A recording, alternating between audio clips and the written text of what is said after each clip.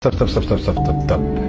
Je vais te dire un truc, tu vas me dire ce que t'en penses, d'accord? Mais tu attends que je termine. Nous ne pouvons pas les empêcher de lire la Bible ou le Coran, d'avoir une relation intime avec Dieu. Mais par contre, ce que nous pouvons faire, c'est d'essayer de leur prendre leur temps, de créer des stimuli extérieurs ou des livres qui vont stimuler les hormones beaucoup plus en surface que d'aller la chercher la profondeur dans des livres spirituels. Nous pouvons tellement les maintenir à flot que leur seul et unique but sera de respirer alors qu'ils ne savent même pas qu'ils peuvent respirer sous l'eau. Nous pouvons remplir chaque moment de la journée de musique et de sons constants pour les empêcher d'être dans le silence. Dans chaque magasin dans lequel ils vont rentrer, dans chaque voiture dans laquelle ils vont aller, certaines musiques vont passer avec certaines paroles qui elles sont conditionnées. Parce que s'ils obtiennent cette connexion avec leur Dieu, notre pouvoir sur eux est perdu. La meilleure chose à faire pour cela est de voler leur temps. Gardez-les occupés sur des choses sans importance dans leur vie. Empêchez-les de penser par eux-mêmes.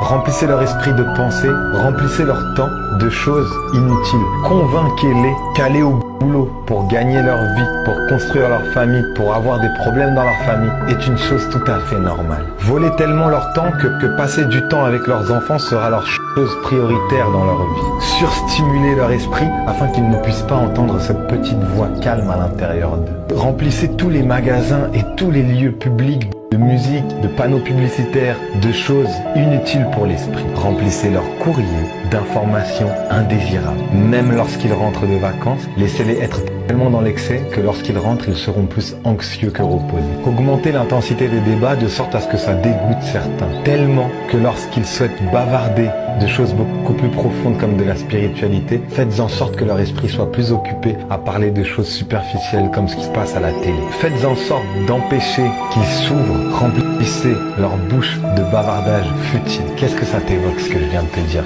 C'est très simplement le schéma qui se passe depuis tellement d'années et qui va bientôt changer pour les personnes qui vont décider de changer, qu'au lieu de le prendre de la manière la plus triste, tu dois le prendre de la manière électrochoc. Éveil, c'est le moment. C'est un peu vrai que depuis tout ce temps, je suis manipulé. C'est peut-être le moment pour moi de reprendre le contrôle de ma vie. Et reprendre le contrôle de sa vie, c'est reprendre le contrôle de la vie. C'est libérer son esprit. Donc, la seule et unique chose qu'on a à faire, c'est conscientiser le fait que on ne doit plus être un produit de la société. Et on doit commencer à penser pour l'humanité.